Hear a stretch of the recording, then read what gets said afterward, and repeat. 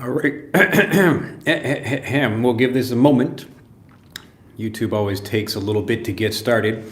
I am Drew Badger, the founder of EnglishAnyone.com and the English Fluency Guide. It is a pleasure to welcome you to another live video here on YouTube. This should be an interesting one. I know this is a very common problem for a lot of learners, so we'll give people a moment to file in. Hopefully some people can join me on the live. If not, you can always enjoy it later. But this video is really about how to use the right thing at the right time, how to say the right thing at the right time, because a lot of learners have trouble basically for two main reasons. Hello, Salima, nice to see you there. There's basically a psychological part to learning and the actual language learning part about actually learning the vocabulary you need to learn. So we're going to talk about that. I'll try to keep the video short, and if you have any questions, you can let me know. I'll probably cover some things in the video, but I will stay around after the video and answer some more. So hopefully this is entertaining for you. But the basic idea is, again, thinking about psychology and also thinking about how you learn so you can become a much more confident speaker and you can use the vocabulary you want to use in conversations. So talking about that, let's talk basically about the kind of core problems that learners have. Let me use my red marker here. So the main problem learners have, number one, again, I mentioned there are two basic problems about remembering vocabulary, recalling the right vocabulary when you need it in conversations. So the first part is how you learn. So we'll just call this learning over here. And the second part, as I mentioned already, is the psychology. I'll just put psi for that. So the first part about this is learning, and so if you can imagine, most people are learning the language by translating the language from their native language. So they begin with, let's say I'm in Japan, so I can give a Japanese example. We just have, if I'm a Japanese learner of English, I begin with a word or something I want to say in Japanese, and then I translate that into English.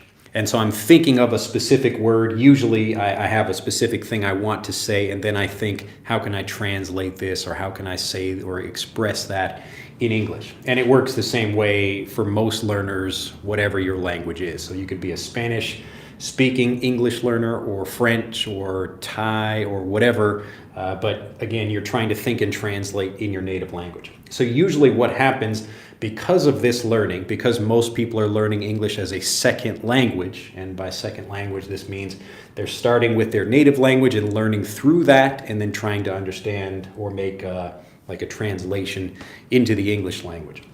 So because of this, they will think more about translating and trying to find one specific word that they want to say, because they have a specific word in their mind, again, in their native language. But in the actual conversation, as I'll show you in just a minute, there are really many ways to express different things. And so the learning side of this, is we're trying to think and translate. We have a specific thing we want to say. And then the psychology, the thinking behind this is that, oh no, like there's only one way to express something. And if I don't find that one word, I will struggle to speak. So you can see there are many problems that come from this. There are many reasons why people struggle to express themselves. So they again have the learning issue where they're not really learning things all in English, and so that also makes it more difficult for them to remember what they want to say, or they're trying to translate, or they have psychological issues. Basically, they get stuck trying to think and hesitate as they remember exactly what they want to say. So let's think about how we solve this problem so I can help you think more like a native and use the vocabulary you want to use and actually continue speaking so you don't get stuck in conversations. So thinking about the problems, I want to talk about vocabulary and how natives think about vocabulary. So the basic idea is that, as I mentioned earlier in this video, there are many ways to express something. So we're not thinking about, like, when natives want to say something, there are actually many different ways we could say something and still be correct. All right, so let me make this point. Let's begin with just a very general word. We could start with, let's see. I think I have some. I wrote down. Well, actually, I have an example I did from my previous video where I was talking about making coffee. So this is talking about making espresso. If you have not watched that, I recommend you go back and watch that video after this video. But this was talking about making espresso.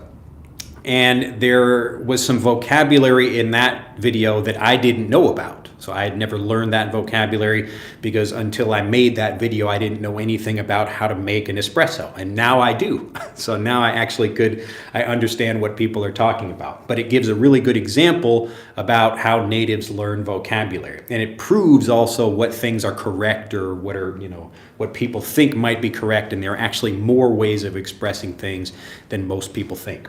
All right, so a native, let's say we're a native child. We begin with seeing something from that coffee example, and in that coffee example there was like a filter. So you have this kind of filter thing with a handle on it, and then you pour some coffee into this thing, and then you press it down or you push it down. So we'll just begin with the first word here, press.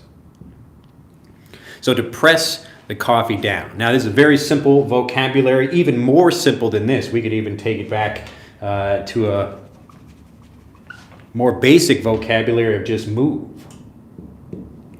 So if we imagine we're moving the coffee, we're manipulating the coffee in some way. So we're moving it. A little bit more specific might be press, because there are lots of different kinds of movements. We could have like push, or we could have a taste.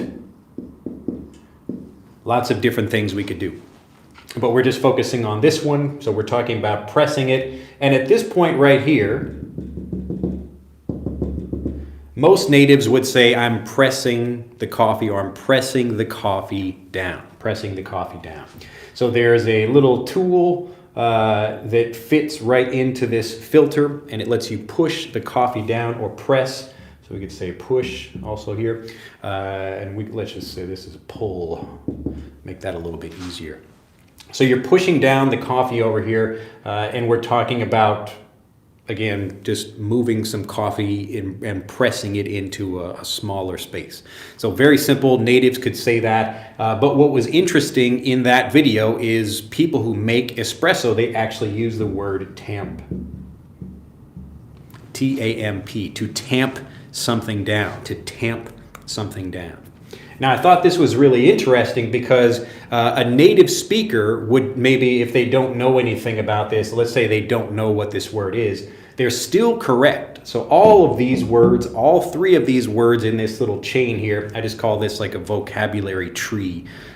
Pretty simple idea, but you can think about how we go from basic to maybe a bit more specific to really most specific. And often you'll find this in things like specific industries, especially the medical profession, or whatever it is. Usually there's a basic way that a child might describe something, a little bit more specific that's a bit more accurate, and then maybe some like very specific word that's used for that particular thing. But the idea here is not that like this is incorrect and this is correct. All of these are correct. So all of these words are correct, all right? So the psychology part of the vocabulary for most learners is they're looking for a specific thing, and if they can't remember that one, they think they're using the wrong word. And so often either they get frustrated because they can't say what they want to say, they can't find that specific word, or they just don't remember the specific word they want to say. But you put a lot of pressure on yourself as a learner when you're looking for a specific thing if you only think one thing is correct.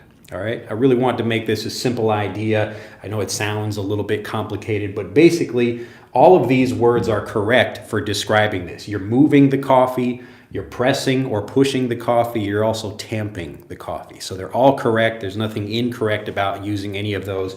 It's just you're really moving from less specific to more specific over here. And you could get, even more specific. Maybe there's even more professional vocabulary that I don't know. All right. So Lewis mentions synonymous words or verbs, things like that. Yes, but this works for everything. So you could have an animal, like you could have like bug, or insect, or you could have even the particular name of that insect, or you could have like the scientific name for something like that. I think, let's see, like a shark. A shark is not an insect, but you would have like Carcharodon or something like that. Like that's like the scientific name for the shark that most people would not know.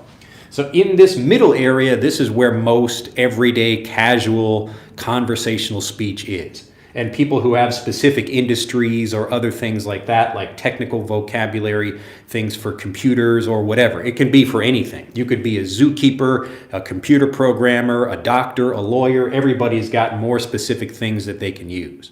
All right. So the point of me explaining this is to let you know you don't have to worry so much about trying to find the exact right word for the situation. All right. So just finding something, he was moving the coffee down. Very simple. So if I can't think of exactly what to say, I have two choices. Number one, I can freak out. I can think, I don't know what to say, or I can kind of move back to get less specific and try to explain it in, maybe it's not perfect, but it's not incorrect. Okay? So this is important, especially for just developing fluency. So we don't want to worry about like this is incorrect, this is correct. It's just, again, more specific. Okay? And so when you're thinking about learning the vocabulary, I'll explain more about in just a moment, talking about learning vocabulary, but I wanted to start with the psychology part, just to show that there are many natives that don't know this word. All right? So again, like it's T-A-M-P, tamp, to tamp something down. And so many people, again, it's the whole point here is that natives might know this. They will probably know this, but most of them will probably not know that because it's coming from a specific industry. And if you don't know that thing, you just won't know the vocabulary. But these are all basically the same. It's basically the same thing. Okay. So we have tamp down, move down, press down, push down. It doesn't really matter. At this point, you're getting into a conversation and you're thinking, all right, like I have to know exactly the right word to say something. But the point is you don't. And so it can take a lot of pressure off of you. You can feel more relaxed about this because the truth is it's not about being correct. It's just about being more specific. All right. Now you might think, okay, I'm going to if I'm pushing something down and I'm tasting the coffee. Obviously, those are two different things. But in general, you can just think about what's a better or more simple or more basic way of explaining something. That way, you can keep the conversation moving. Okay. Does everyone understand this? I'll go back and look at comments, but I just wanted to talk about psychology first. Because even if you don't have a big vocabulary, the basic idea is that you're just using what you have, and then you will learn more as you get into conversations, and you will feel much more confident about speaking if you're not trying to put pressure on yourself. Okay? All right, hopefully this makes sense. I'll go back and answer some more questions before I talk a bit more about learning. But nice to see everybody here. Let's see here. It's a good morning, good afternoon. Glad to follow your course again. Nice. From Deutschland. Good morning. Hello from Venezuela. From Colombia. Nice to see you there, Silfredo. And Jose from Brazil. From India. All right. I'm an American English teacher, and he definitely knows what he's talking about. Yeah, I've been doing this a long time. Yeah, I know. I think I know it pretty well. All right, let's see. So, how to build habits to learn faster. I'll talk about that in a second, Hader. Move down would be another phrasal verb. Yes, again, there are other ways. There are many ways to express this. This is just a very basic flow of what I call a vocabulary tree. But the point of it is just to show, if you might think, I couldn't remember press down. Even most natives don't know this vocabulary. So natives don't even know further down on the tree. So it should make you feel a bit more relaxed about that.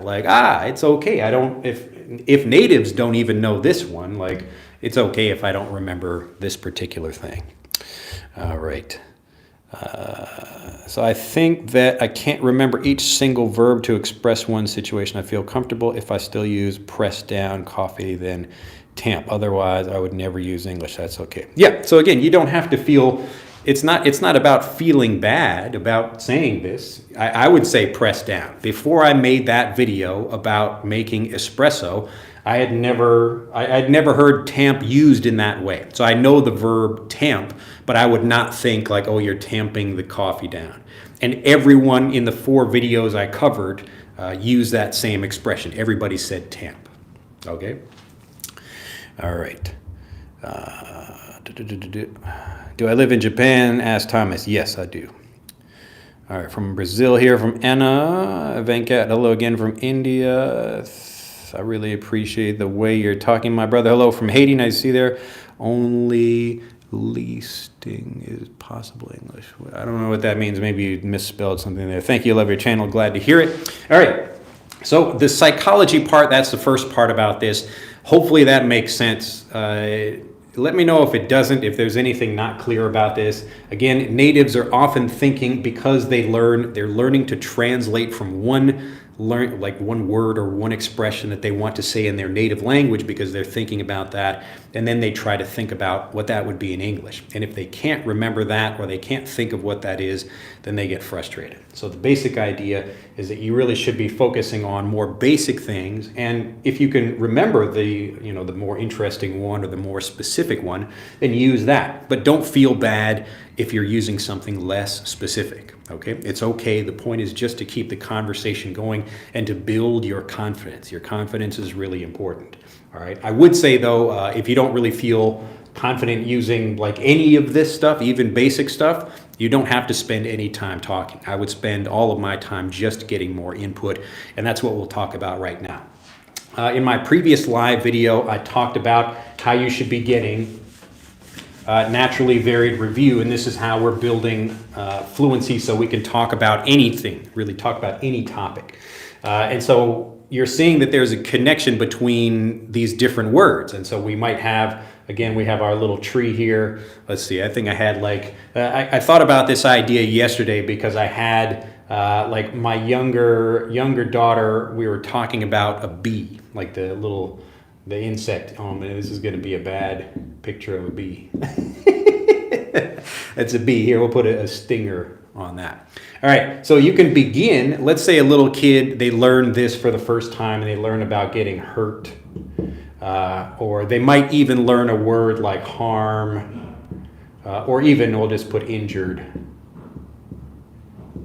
I'll just put injury here. So they have hurt or harm or injury. Usually kids will just say hurt. That's probably the first thing they learn. Like, mommy, I got hurt. All right. And then now like mom is trying to figure out, okay, what is the specific problem we have here? Like, is it a bone problem? Did you hurt yourself? Like you cut yourself or something? So let's say they learn the word scrape.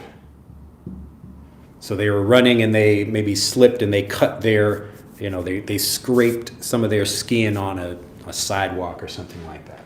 Now you might even have a more technical medical term like abrasion. Abrasion.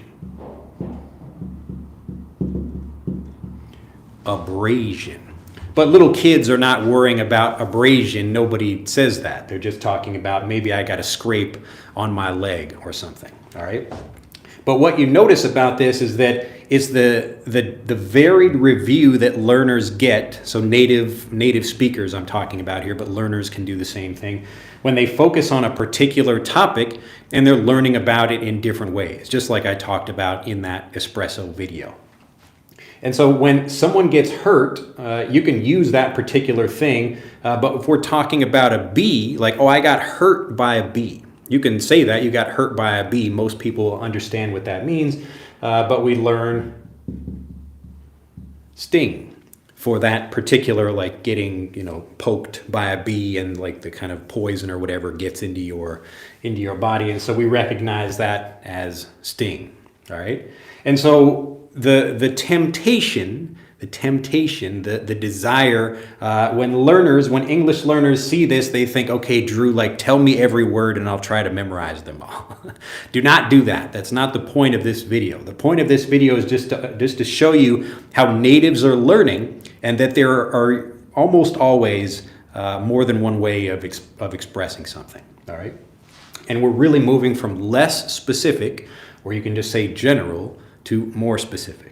And most of the time they're even more specific. You could have like, I don't know, microderm abrasion, even like more specific than that. So like your skin, if we can talk about even just the skin by itself, like the medical terms, we would have even different layers of the skin. Yeah, and I'm not a doctor. I haven't even like studied much biology about that, but I would just talk about skin.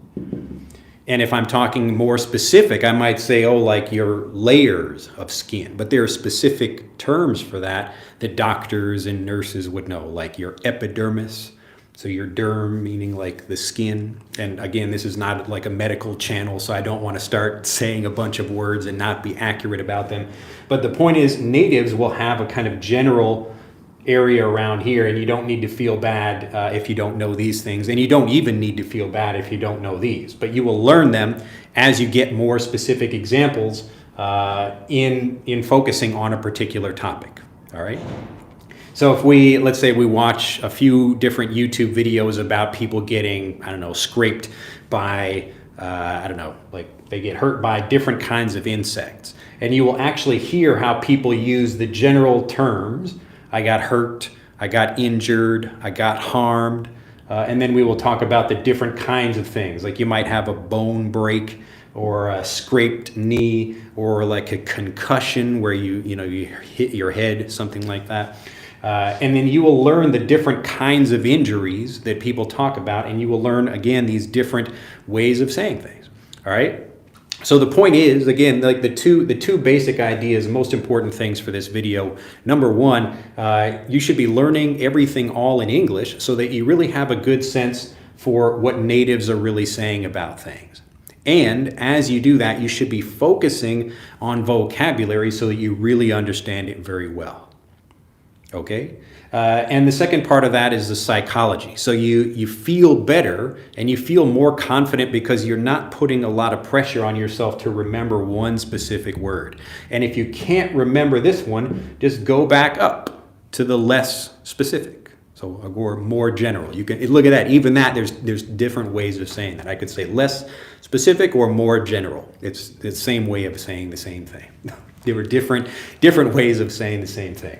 All right? Hopefully this makes sense. So the point is, as you're learning like a native, really what natives are doing is they're focusing on a particular thing and they're reviewing it again and again, but in different ways. So just like I did with that coffee, the making espresso example, really if you have not seen that video, go back and watch that video. It's really important just to show you what you should be doing, and it's very easy if you're actually doing this yourself. So we learn about making espresso. There are certain things that people learn or people use in that situation. One example I talked about in that video was we have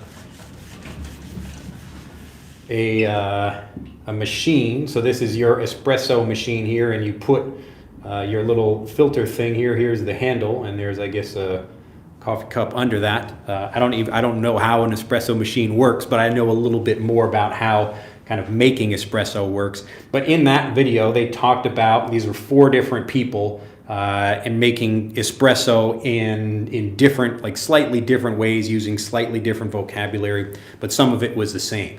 And so one thing they talked about taking this filter, and 2 people said they want to pop in. So pop the filter in or pop in the filter. And some people, like one guy talked about place the filter in the machine. Okay? And so again, they're like, you can put, a basic example might just be put.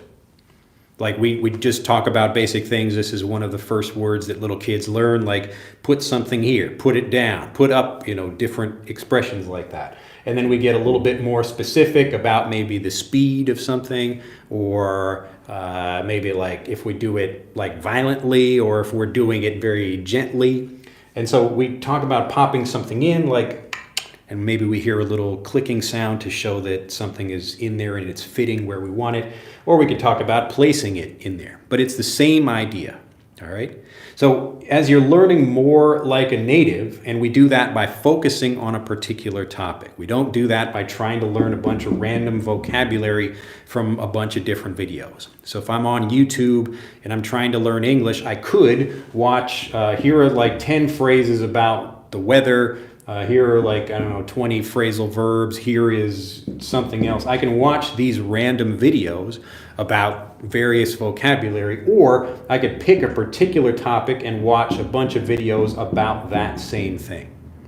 So which one is going to teach me how to use things and help me remember them more easily?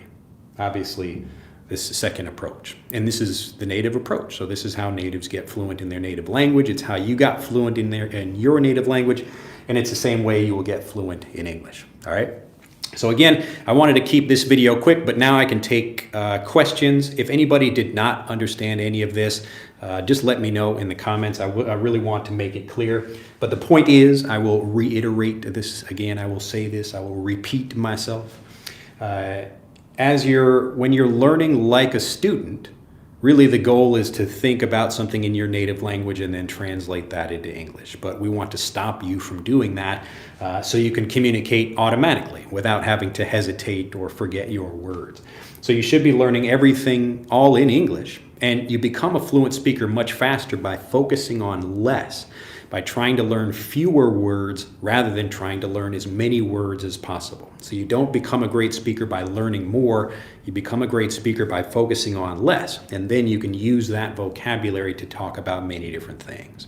All right, let me go back through comments. If people have questions, go ahead and post them now, or anything related to this or anything new, let me know.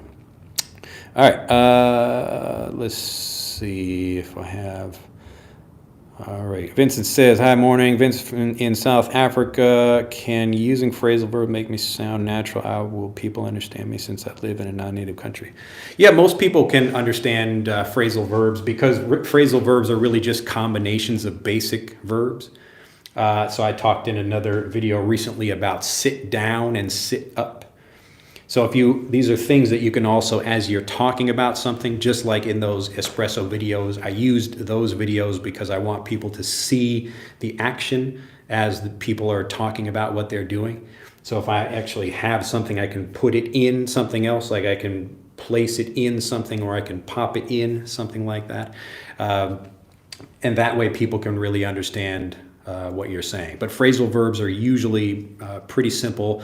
The only thing is if you're talking about something or using a phrasal verb in a more like figurative way. So I've given the example before about like a ship that's going down into the water. As a ship is sinking into the water, it's going down or going under. We can still use that same vocabulary to talk about a company going bankrupt. So there's actually a bank news story right now in America. I think like SVB, Silicon Valley Bank, I don't know exactly what happened to it, but it's going under right now. And so I can use that expression for people who understand like if they understand the figurative uses of phrasal verbs that way.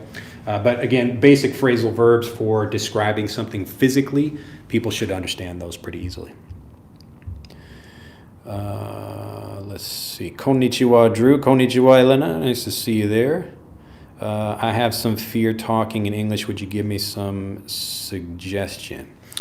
Says Venkat. Yeah, the basic idea is that you actually don't speak until you feel comfortable. And I know that sounds like the traditional advice that most people get is you should try speaking first and keep speaking and keep making mistakes until you feel comfortable, but that's not what I recommend. I actually think it's much better for you to spend more time learning to really feel confident about what you're saying, and then you can start speaking. And this is also what other linguists like Dr. Stephen Krashen recommend. So the point is where you're if you don't really understand something, and that could be your grammar or the vocabulary or pronunciation, or maybe you can't hear other things when natives are saying them. In all of those examples, it just means you don't feel yet comfortable, confident enough about it. And this is why we really want to learn like a native rather than learning like a student.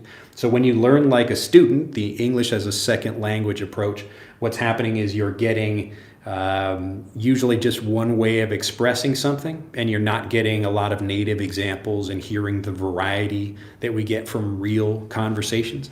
And so you're not really prepared for that. So if you don't feel confident speaking, don't speak unless you really have to for some reason. The point is you should spend all of your time learning like a native. And in the previous live video, I talked about more about how to do that. But this is the general idea. So if you don't feel comfortable, then don't speak. It's okay. Don't feel bad about that. All right, Cove of Pentagrams, great exercise, will apply. Glad to hear it. Leander, you are the best teacher. You are too kind. Let's see here. Hamadi Reza, nice to see you there. Hello from Allen, Texas. I like it because it's going to help me have so many vocabulary words. Keep it up, brother. Shaun from Beijing, nice to see you there. Hopefully I got that. All right, I think I get everybody up there. Yes, remember the point is not to just like increase your vocabulary. It doesn't matter if you know a lot of words if you can't use them correctly and confidently.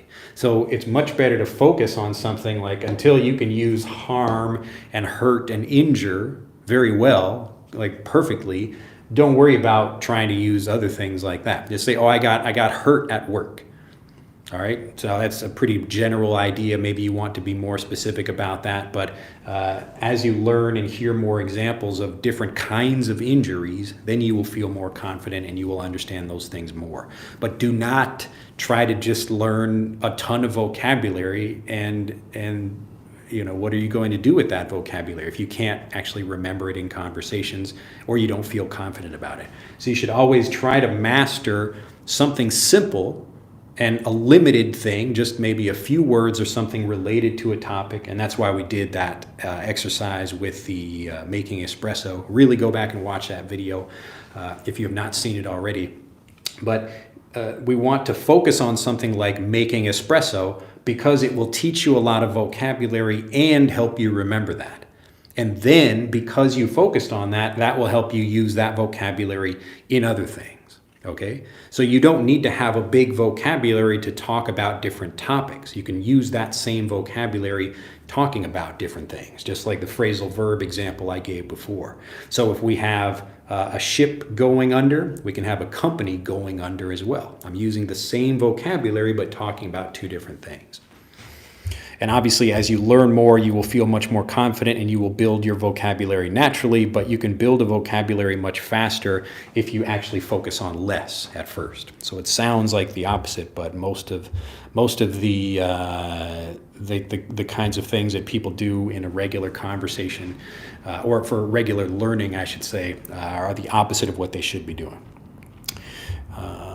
Let's see. Rana says, hi. Sir, how often you come live? Yeah, I just come live whenever I feel like it. So I've been doing this lately, like usually weekly, maybe here and on Instagram as well. But I don't have a particular schedule. Usually it's like Mondays and Thursdays, but I don't have a specific time. And sometimes it actually, YouTube will not tell everybody about the video. It just depends on what they do. But if you do miss the start of any video, you can go back and watch the replay. All right, let's see. So Suresh says, sir, if we watch TV show like Friends, then what should we do? Do you mean that we should watch one video again and again? Watching one thing, I talked about this in that most recent live video as well, but if we think about like the kind of one of the most basic problem that learners have is if they try to review something. Let's say you watch an episode of Friends. At first, you're going to get all this new information just hitting you like blah, and maybe you will understand some of it, maybe you will not. And then, so let's say this is like the first time you watch it. So let's say this is the first time. Second time you watch it, you're going to learn a little bit more. So you will maybe remember or more clearly hear certain things. So this is the second time. Third time you will learn like a little bit more, and you can see like your progress is kind of leveling off. So at some point we're getting like this, and we're just watching the same episode, and we're not really making much progress over time. And this is why what I recommend people do for Naturally Varied Review, if you're going to focus on only one thing, I would actually spend the first day watching the video. If there's a lot of content, you might watch it maybe 1 or 2 times, and you could do this on a different day. Then I would read it, like find the transcript of that episode and read that, and then I would just listen to it. So you're trying to give your brain different ways of getting this information. So this is Naturally Varied Review about a particular piece of content.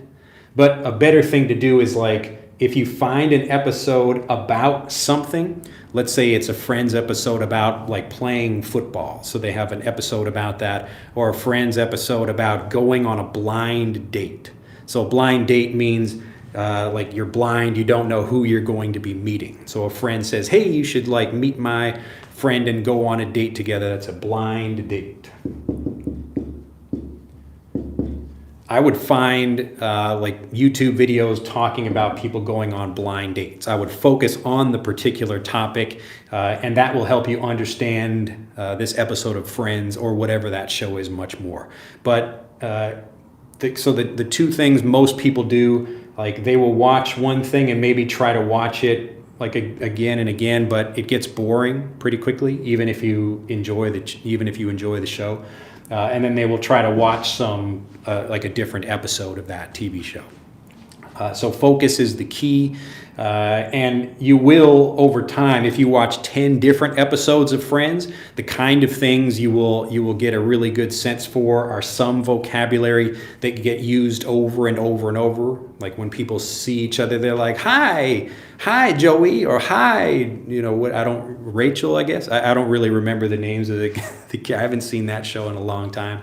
But those kinds of things that you will see in the conversations again and again, you will remember those more. You will get a good sense for their accents, but a lot of the vocabulary will be missed because it's coming at you too fast.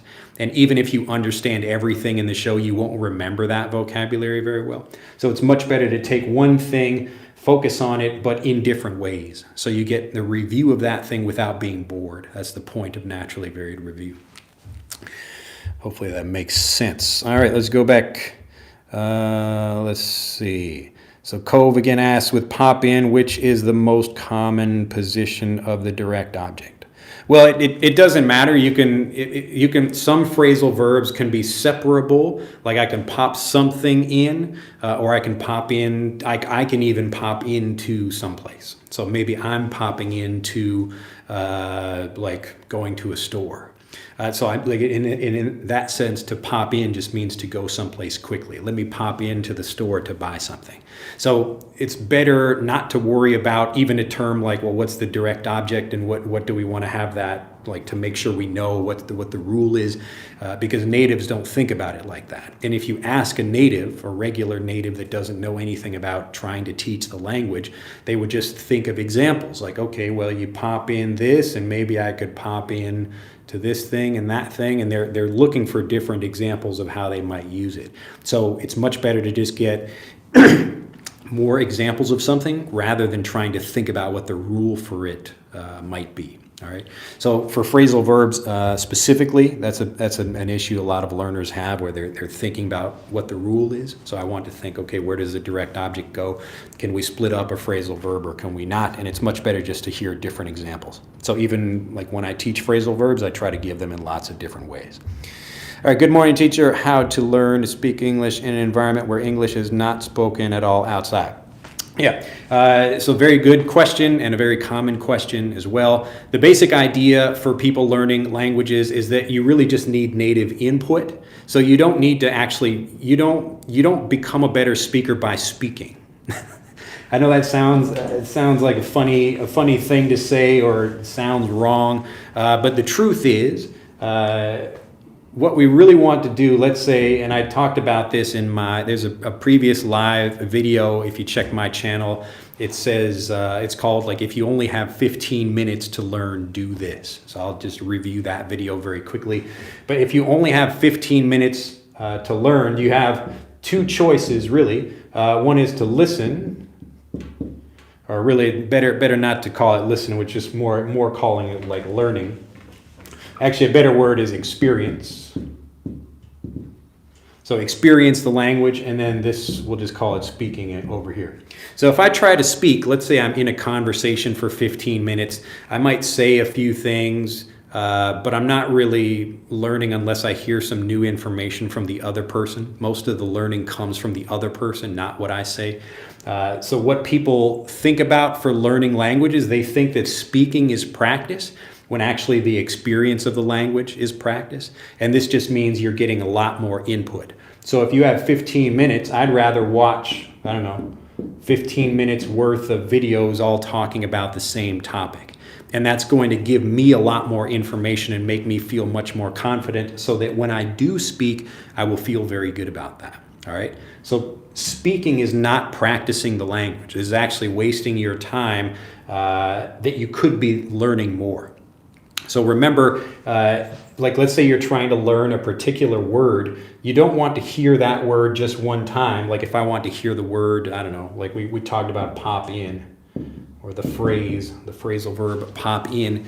So if I'm speaking, I just use the word like pop in. I could actually learn pop in, or I could learn drop in, or drop by. These are all different ways of expressing a particular situation, like I'm visiting a store very quickly. So I could pop into the store, I could drop in quickly, I could drop by the store. And without thinking about it like logically, trying to understand the language, I'm looking at all of these different ways of expressing something in that situation. And the reason we spend all of our time focusing on experience, and I use the word experience because a lot of learners, they say, oh, like all you have to do is just listen to the language. No. It's not about like only listening or only reading. The point is just to get a lot of input so you really understand the language like a native. All right. So you're not just getting a translation of pop in from your native language or something. You're actually experiencing the language the same way a native does. And you might get that from reading a book. So I might read a book in Japanese and learn some new vocabulary in context, but then I should also hear that same vocabulary in other ways. I might hear other natives using something, or I might listen on the radio or see something on a TV show. So all of these examples are ways that we spend time experiencing the language.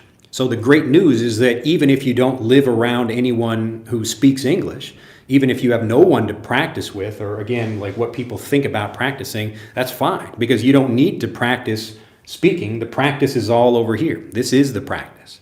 Okay? So the point is, it's like if you think about how natives learn their language, just like how you learned your native language, young kids are really spending a lot of time just getting all this input. They're listening to other people talk. Little kids are sitting there listening to their parents talk to each other, all day. They listen to things on the television. They don't spend very much time talking. But as they get older, then they start using what they know. But it's because they have this really strong foundation of understanding the language. They've heard 100 people say pop in, or drop by, or do something. And so that way, not only do they feel comfortable using what they know, they're also understanding what other people are saying. Okay, so you don't have to worry about spending time talking with people. It's the experience of the language and focusing on things. So this is what we do in Fluent for Life, which you can learn more about in the description below this video. There's a link to learn more about that. But again, the basic idea is it's just about experience in the language to really understand something very well.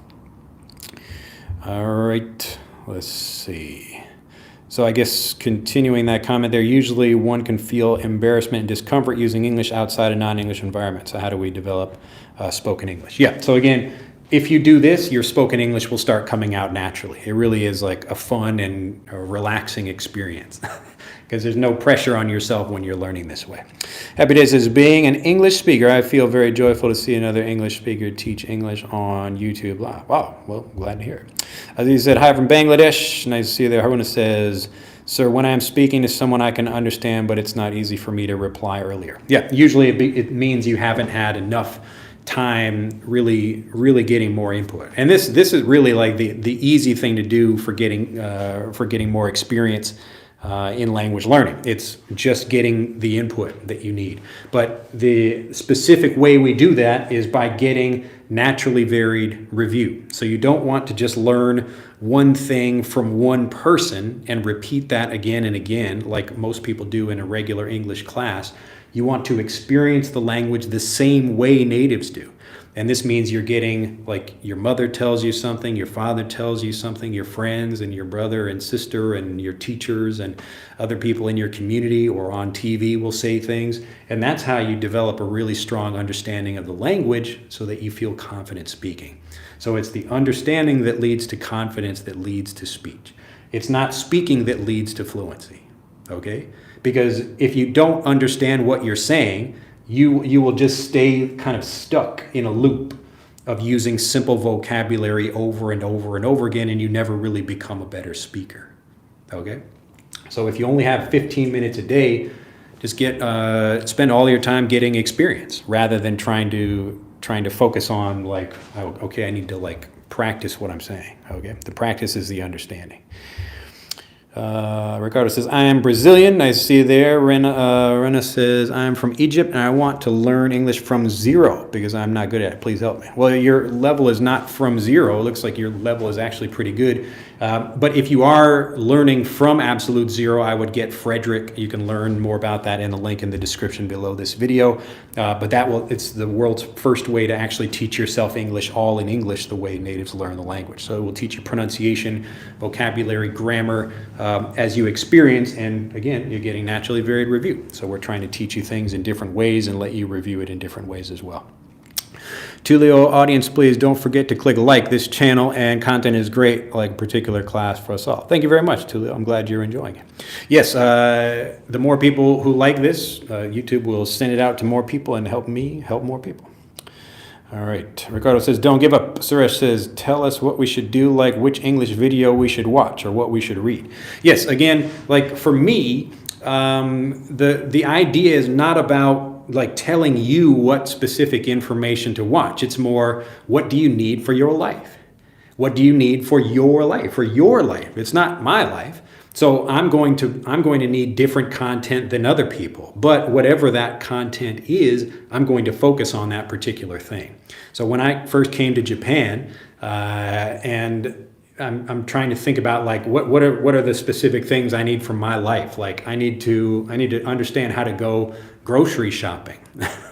And so like I would, and I've talked about this in videos before about how I kind of spy on people. So I would go to coffee shops and pretend like I'm reading a book and just listen to what other people are talking about. Or I would listen to different people ordering things at a restaurant. It's not about having a specific video I need to watch. It's more like I want to feel confident about ordering food from a restaurant or checking into a hotel or something like that. So I want to listen to a bunch of people doing that. I want to see different natives and how they express things differently. And this is exactly what I did just to show you how this works, like what we do in Fluent for Life, but it was a very simple one subject example with how to make that espresso. So go back and watch that video, and it's just one example of if you want to learn how to make an espresso, and even if you don't care about making an espresso, you will learn lots of great vocabulary and you will feel more confident about using it as you watch more examples. And you could watch or listen or read or write. There are lots of different ways you can get naturally varied review, but the point is that that's how you do it like a native. So whenever you're learning, I think the next video I make will be about how to learn or how to teach English as a first language. That's really what I'm talking about here. But most of the problems people have is because they don't spend enough time with the vocabulary they're learning. So they're always like trying to get new vocabulary, but then they don't actually remember it, and they just continue to struggle in conversations. All right. So the more the better, yes. Then how many times should we watch? Like 4 or 5 times? The point is just until you feel confident. If you need to watch something 20 times or like watch 20 different videos to really understand something, then do that. It's just like for you personally, whatever that is.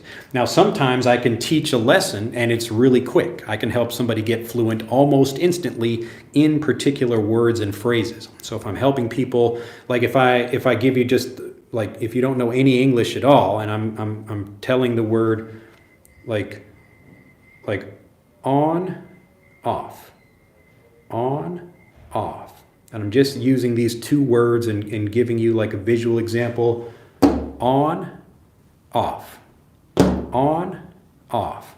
And I might take something else like an eraser. The eraser is on, off, on, off. All right, so I can also do something like take the eraser, or I take the water, or I take a pen.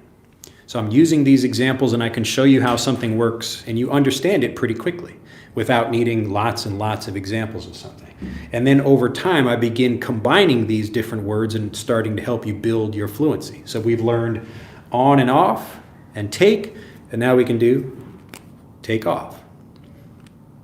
Take off, put on, take off, put on, take off, put on. And I'm not going to do it with only a marker, like I might take off my shirt or take off my hat or something else. But the point is I can give you different examples, and until you understand that thing like, okay, I understand, and you can use it fluently, that's when you can stop and go on to something else. So review something as much as you need to. Don't feel like there's a specific number of examples. So we usually do, like in Fluent for Life, we'll cover 1 conversation for a month. I know that sounds crazy, but most people cannot have like a really good conversation and talk for half an hour because the conversation just ends. So it's much better to take a time, and it's not like hours and hours of learning. It's just like 15, 20, 30 minutes a day of like listening or watching or reading or writing something. And over the course of the month, you get fluent in that information. You become able to have a good conversation too. That's how it works. All right, so as a matter of fact, I couldn't use idioms and phrase. It's entirely intricate for me. What do you think about it? Without utilizing, can I get a good band score, or can I be a native speaker? Idioms and things like that, like I don't spend a lot of time teaching them. They kind of appear naturally in conversations, but often people are not really using a lot of idioms. I mean, you can often in maybe TV shows or a drama or something that like the language will be a bit more expressive because people take time and they want to write something that sounds interesting. But in everyday conversation, people are just speaking simply. So everything you'll notice this whole video, I've been speaking for nearly an hour, and I'm not using any idioms at all. I'm just speaking plainly. And so people would understand what I'm saying. And again, I'm speaking fluently. Fluently has nothing to do with the kind of vocabulary you use. Fluency means how well you can speak. All right. So I could know 10,000 words in Japanese, but if I can't say anything, then I have no fluency in the language. All right. So don't worry about specific kinds of vocabulary, and spend more time with the basics rather than trying to remember a whole bunch of things or learn things too quickly.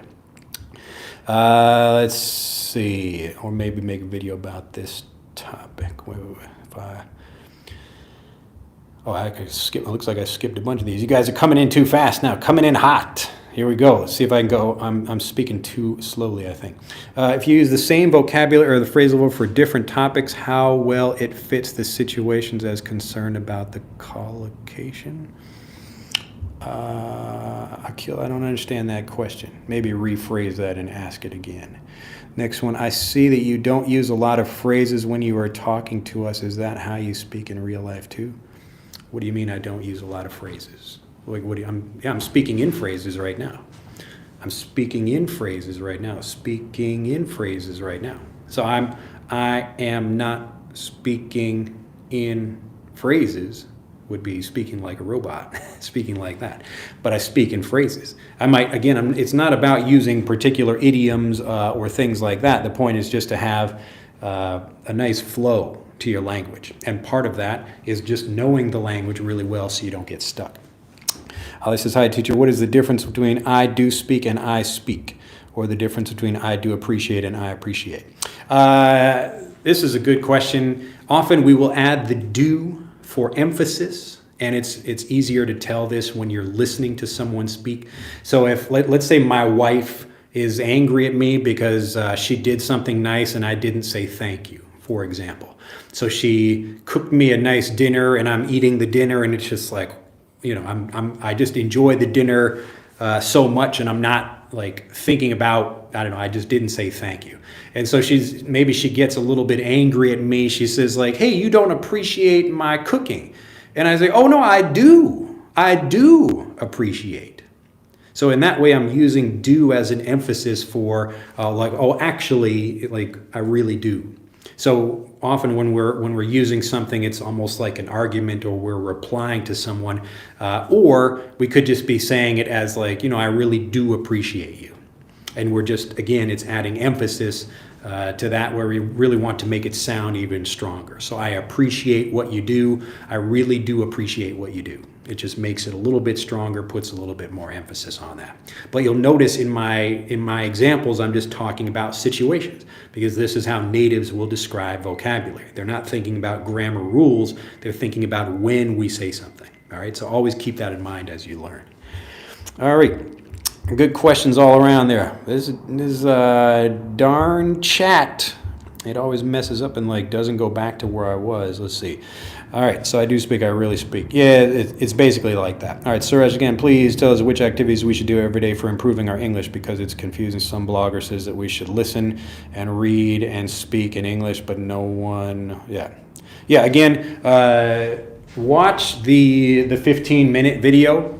And watch even the previous video, the live video I did before this one, which is, I think, how to speak fluently about almost anything was the name of that video. But the basic idea is that you focus on something, and when people say, well, you should read or you should write, it's a combination of all of those things. It's just, what do you need to really understand something? That's it. So if you think about how you learned your native language, you got examples from TV or radio or reading them or your parents told you. There are lots of different ways you can get information. So don't worry about I only need to do this or this blogger said this or whatever. I don't waste your time with that. Just think about how you learned your native language and even think about how you learn new words and phrases in your native language today. You might learn something by hearing it on the news and then you hear other people talking about it. It's usually naturally varied review. So one person says something, and if they maybe teach you some new vocabulary, you will just forget it, even in your native language. But when you start hearing that vocabulary from many different people, maybe it becomes a trend in, whatever society or fashion or something, that's where you really start remembering it. It's because you got naturally varied review. All right, teacher, thank you very much for clear explanation and your tips. I have to leave. Have a good day. All right, well, enjoy. Thank you for joining us. All right, let's see. I've been learning English for about 5 years. I feel like in kind of plateau. What can I do to go to the next level? Good question, Fanny. The people are trying to learn more, usually, to get to the next level in English when they should be trying to focus more on a limited amount of vocabulary. So most people, again, and I talked about that in another live video about exposure, awareness, and ownership. These are the three different levels that you go through as you become a fluent speaker. And if you know information but you're not speaking very well, it means you're stuck at the awareness level. And this is for specific vocabulary. So there might be some things that you can speak about and other things that you cannot speak about. So fluency isn't really in the whole language. It's just in different things. And the same thing with me, even as a native speaker, I can talk very well about some things, but other things that I don't know very well, I can't talk about them very well. I can kind of pretend I do, I suppose, like talk about, I don't know, physics or something like that, but I wouldn't be able to speak very well or give a speech about that thing. So if you can understand what I'm saying and you know a lot of English, but you're still just at the awareness level, but you're not at the ownership level where you really feel confident, where you could use and manipulate the language the way a native does, then you just need to spend more time getting more naturally varied review. This is the kind of thing we do in Fluent for Life. All right, the comments are piling up. Let's see if I can get through these. What do you think about learning 2 idioms at the same time? Well, it doesn't matter about idioms or anything other, whatever the vocabulary happens to be. An interesting thing happens when you're learning vocabulary. The first way is you have like one word and you're learning it in different contexts or different ways. So like my mom says the word and my dad says the word and I hear it in a TV show and I hear it on the radio. So it's the same word, but I'm hearing it in different ways. And all of these make it more memorable for me. The other way you can do that is where you have kind of a group of vocabulary and they develop a network together. So we had the example before about like pop in or drop in. And because you're learning all of these together, it helps you to make them even more memorable. And maybe you only use pop in, but you will understand the others for maybe if natives are using those words and phrases.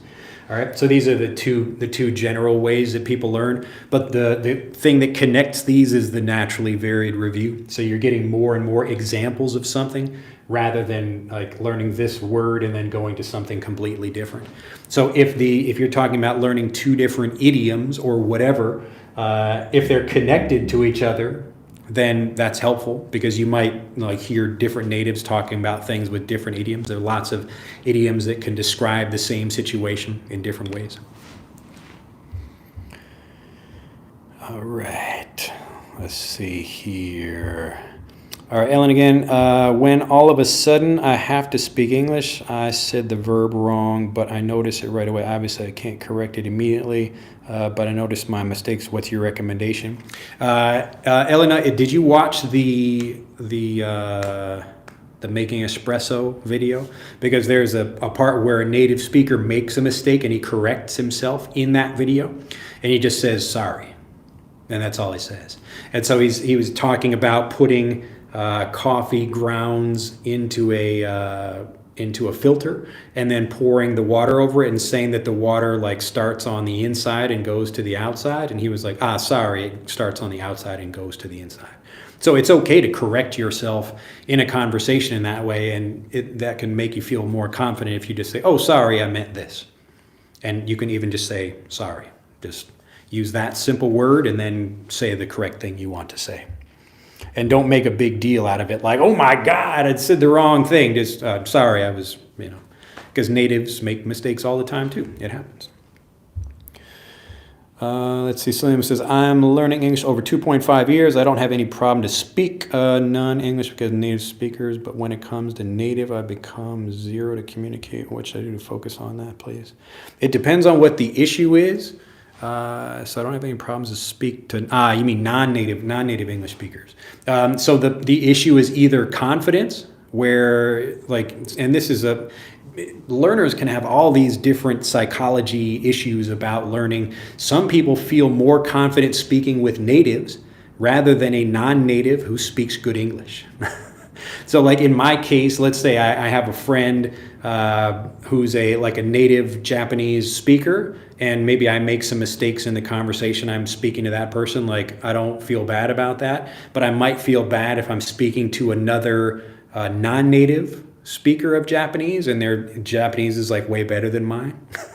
So it depends on the person, and it really depends on what your particular issue is.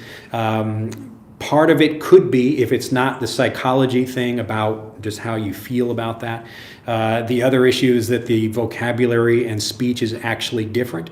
So natives and non-natives typically speak differently. They learn differently, they use different vocabulary, they communicate in a different way, they sound different. So the languages are almost two different languages, like the language you learn in school rather than the language that real natives use in conversations. So depending on what your issue is, if you could be more specific about that, typically both the confidence thing, just really like you for confidence in any issue, really I just recommend people feeling confident. If they already know the vocabulary and they feel very good about that, the confidence issue is just remembering the value that you can bring to a conversation, even if you're just being a good listener for someone else. And so this is a very important point. Like, you don't have to feel nervous in a conversation, like maybe you'll say the wrong thing or something, if you're just trying to be a good listener for someone else, because that's a really valuable thing. If you can obviously provide good information as well, or some advice or something, that's great too, but just try to remember that value, keep that in your mind. But the language learning side of confidence just comes from getting lots more examples. And so that if you're not spending enough time with native speakers or native speech, so you don't need to be with native speakers, you just need examples of native speech like we give in Fluent for Life. But that's the kind of thing that you can do and improve your speaking without having anyone to practice with. But you will build your confidence and vocabulary that way as well too. All right, let's see here. All right, so you are like a train of thoughts, which gives us many ideas on how to learn. Thank you. Glad to hear it. You are mean. You are mean. Oh, do you mean? Do I mean? Are you saying I'm mean? Should we practice the first days listening and reading? As an example, the goal is really just to understand something the same way natives do, so you feel confident about using it. So you don't really like practice it in the same way that you practice an instrument. And I talked about that, I think, in that 15-minute video as well. But just to cover that again for new people, learning to speak a language is not the same thing as learning to play an instrument. I know some people use that analogy sometimes, but they're really different things. Learning to play a song on a piano is like there's a correct thing and a specific order that you play the song, and either you play it correctly by following that song or you do not. But in language, in communication, it's dynamic. So you need to be able to respond to people, and you really don't know exactly what other people are going to say. Every conversation is unique in that way. So it's much better for you to spend time really understanding the language rather than trying to like repeat and speak certain words like you think you're practicing. So the practice time, again, as I mentioned earlier in this video, it really comes from you getting lots more input the same way a native would, rather than you trying to practice speaking. So the real practice comes from the input, not from you trying to repeat things to yourself or to others.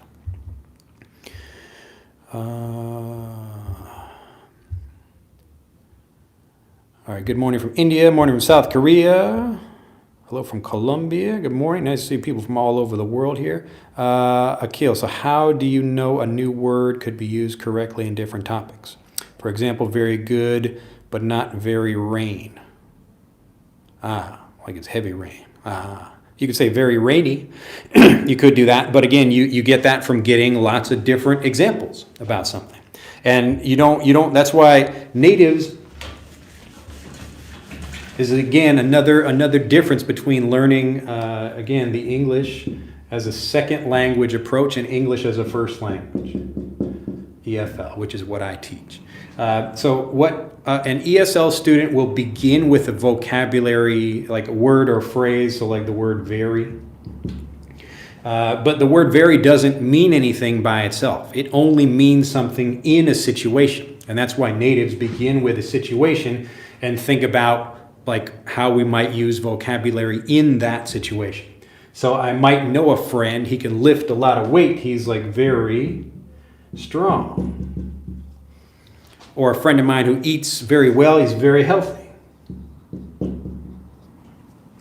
Okay? And so native kids, they learn vary in situations like this. They don't get a vocabulary word and then try to like if I were to translate this into Japanese, it could be like totemo. But it's not always like that.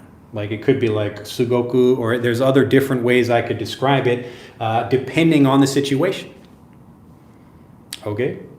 So the goal is not to begin with vocabulary. The point is to begin with situation and hear all the different ways that people describe something. This is why we spend time on vocabulary. Now, to a lot of people, they think, well, I don't want to do that because, well, that's like only focusing on one word. But if you think about it, if you really pay attention, it's not just one word. You're learning like very strong, very healthy. I'm doing things in different ways. I'm making it easier for people to understand things. And so you're learning all of these small pieces of the language and you're learning to use them fluently. And then when you go to talk about something else, the conversation becomes easier. All right? So we don't begin with a word. This is, again, thinking like a student. We begin with the situation and think about what we might use in that situation. And you could even use like a different word. Like you could be, instead of very, it could be like incredibly or stupendously or something like that. We could use like an adverb to describe something else and about like an action rather than a noun or something like that. All right, but the point is we focus on situations rather than vocabulary. All right, how's our time doing? Whoa. All right, been going 70 minutes. 70 minutes. All right. For example, okay, we got that one. I mean to say phrasal verbs instead of phrases, which I feel you don't use a lot of.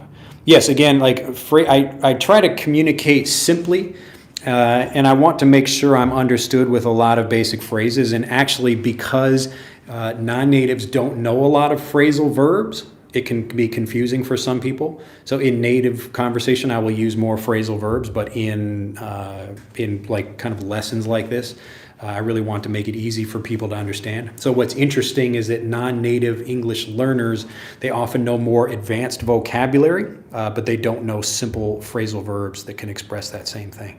But we try to teach them those things. That's what we do in Fluent for Life or the other programs we have.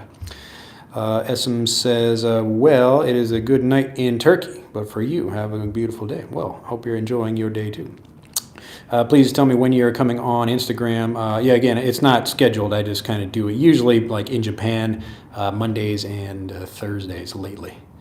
Good morning. Thank you. You're doing great. Open a box. What to do if I often forget to use the correct verb tense and add an S after noun when speaking?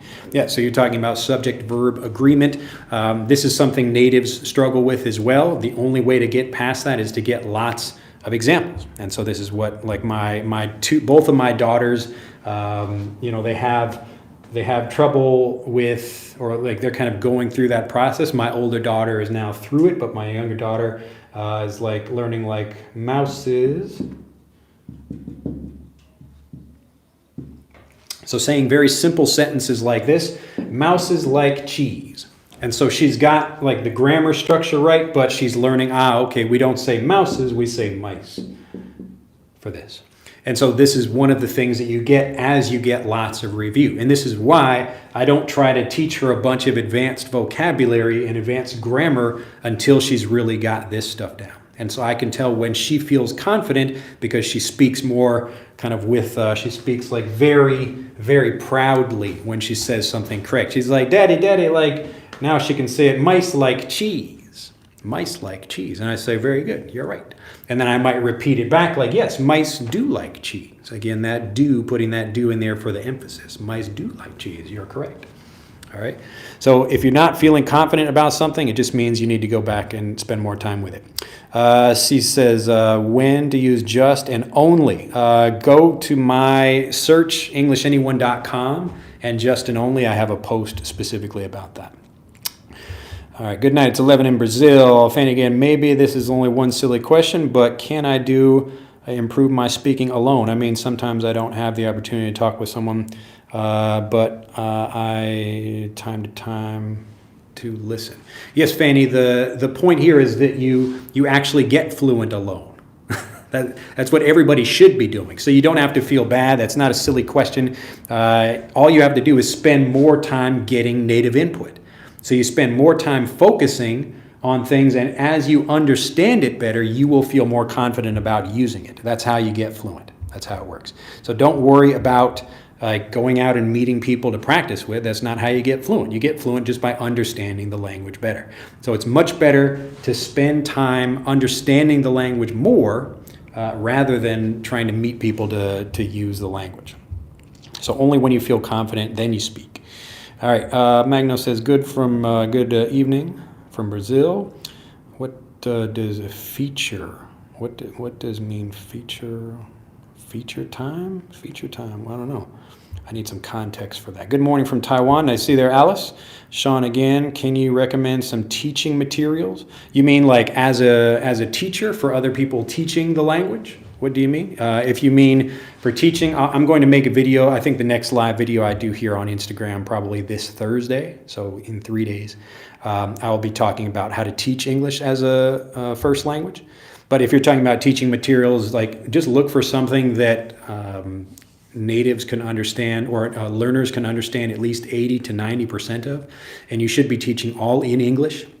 If you have not downloaded Frederick, download that. You can get that in the link below this video.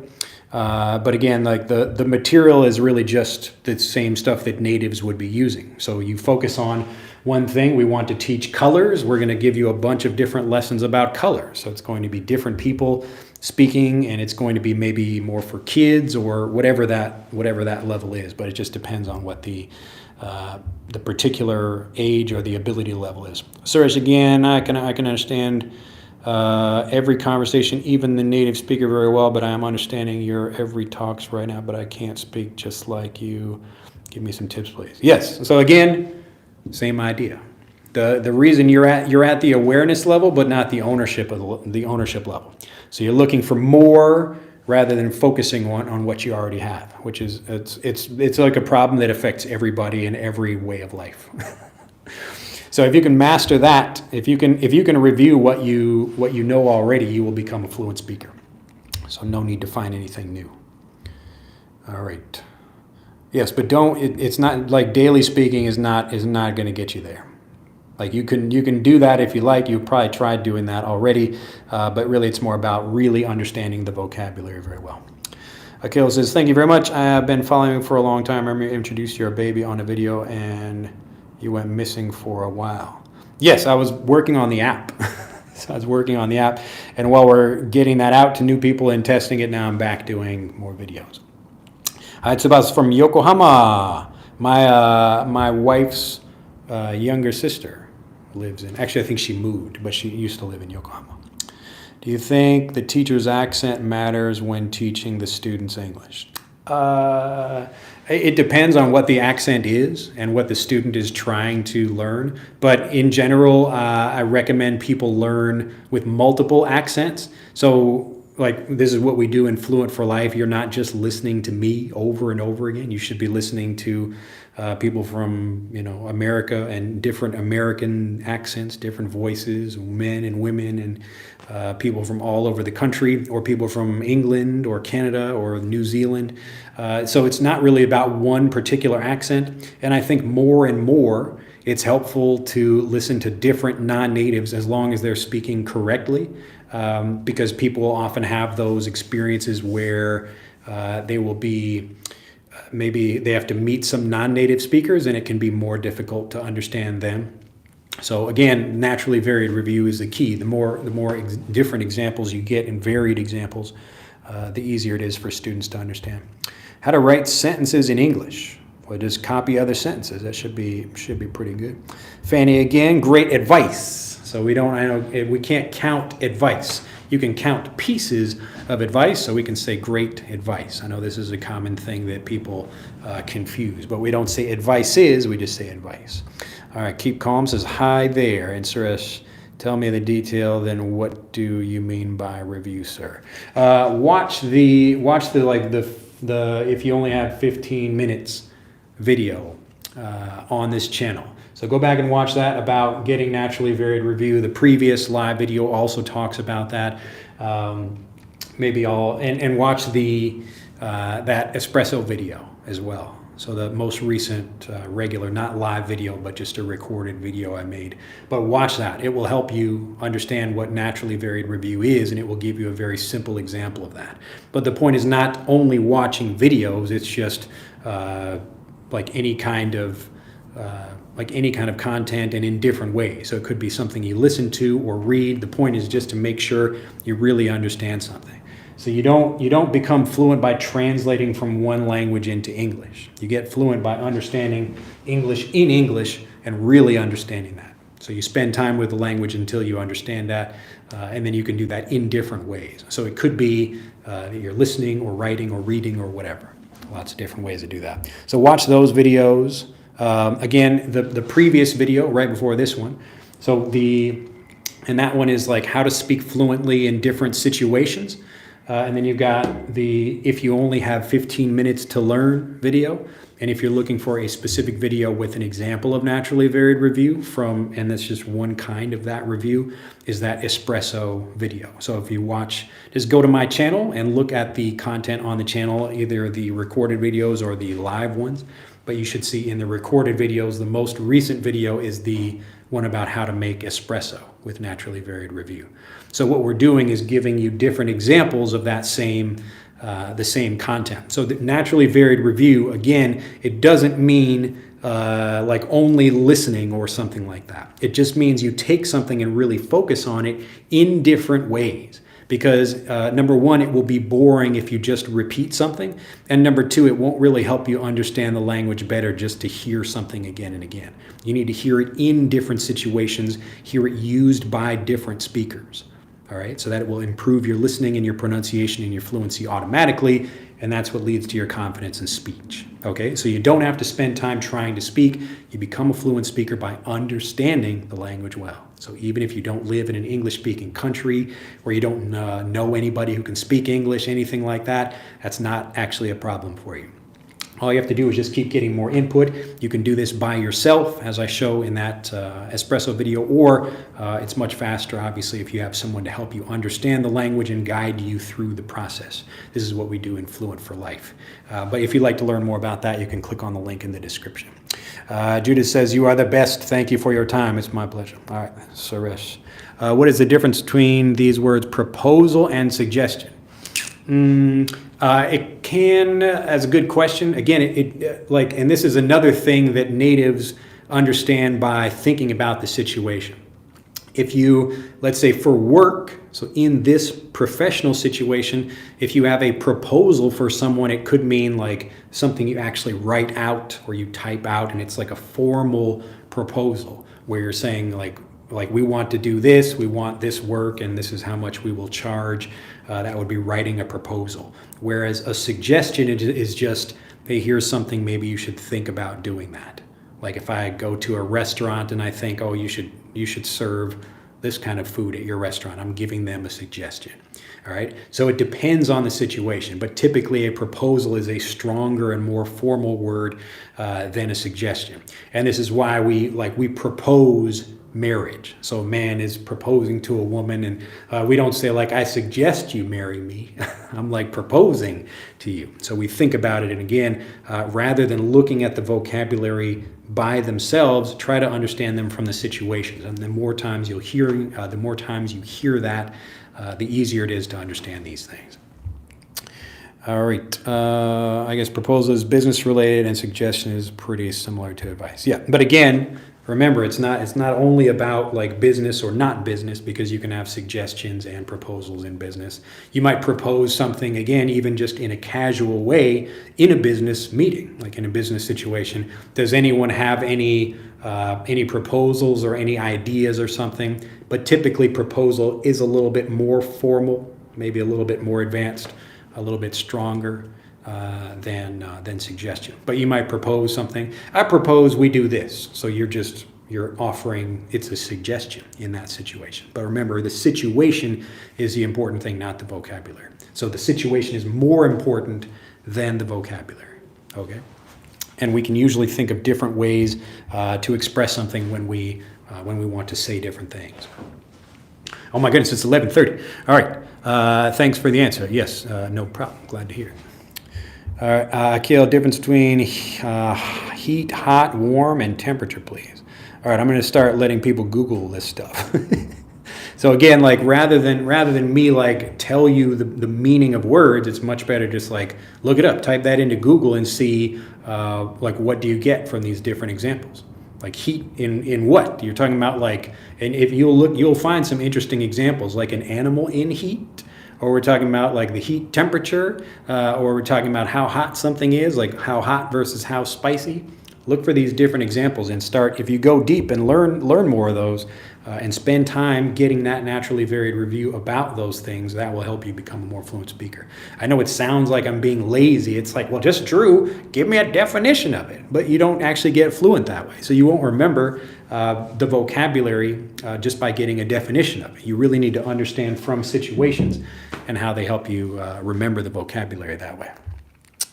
All right, when will you upload this video? Well, it's already up, and it will be, as soon as I finish this video, which will be very soon, I will just set it live, and it should take a moment, but it'll be available for people to watch, just like the other live videos.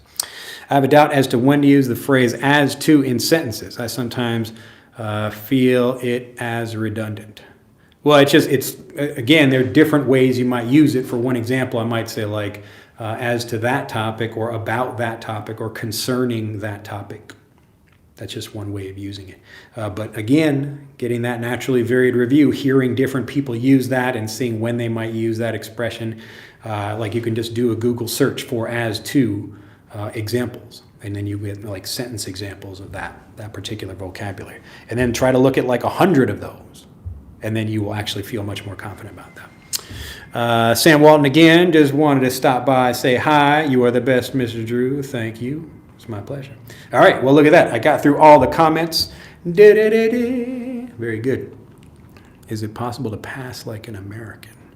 Do you mean pass like for people to think you are American based on how you speak? Then yeah, it's possible, depending on how well you learn, how much of the language you know, that kind of thing. Yeah, but it takes a while. And it takes a lot of review, a lot of naturally varied review. All right, yeah, it's possible, but again, it depends on you as a person and what your goals are and who you're trying to pass with, I would say. All right, well, that's enough for me. I'm going to lose my voice, and I'm getting hungry over here. It's time for me to sit down and eat some water too. Eden says, thank you. Well, thank you too. Glad to hear it. It's my pleasure to help you guys out there. Hopefully you have improved. If you know other people who are still struggling by learning the English as a second language approach and they'd like to learn more like a native so they can speak like one, please send them to my videos. Say Drew sent you. Drew says come on over and watch some videos and enjoy and start improving like a native. All right. Again, hopefully you've understood this. Go back. We're a far away from what I was talking about at the beginning of this video, but just to give a last quick recap of that. For trying to learn vocabulary so you can use it in different situations, part of this is psychology and part of this is just learning like a native, but go back and watch the beginning of that, the beginning of this video. And really, we want to help you make sure that you feel confident about the vocabulary you're using. So spend more time with less vocabulary. Really feel confident about using it, and then you can start moving on to other things or using what you know with other people. All right, I think that's it. Thanks for taking time with us. Yeah, it's my pleasure. Yeah, it's not that easy to pass off as a native. It depends. You don't have to necessarily be like a native and know everything, but I would focus more on like the kinds of people you speak with, and even using simple vocabulary can kind of connect you with those people. Like you might know a reference to a TV show or something, and that's much better for just having a connection with people rather than trying to like have everything sound exactly like a native. So that's very impressive to people as well. But I do that in Japanese sometimes. So nobody will ever think I'm Japanese, even if my Japanese is perfect, just because of how I look. But I can have good conversations with people, and when I know a reference to someone, they're like, "Oh, you know about that?" Like that's the thing they're interested in. It's not really about me trying to be a perfect speaker. All right, I'll leave you with that. Go back and watch this video again, and do go watch that 15-minute one and also the espresso video if you have not watched that already. It really is a good example of if you focus on something, you can learn a lot, and you really will build your vocabulary much faster by focusing on things rather than trying to learn a whole bunch of things that you forget. All right. If you'd like to learn more about learning like a native, Get Fluent for Life, and also Frederick, you can learn more about those by clicking on the links in the description below this video. And I'll see you next time. Bye-bye.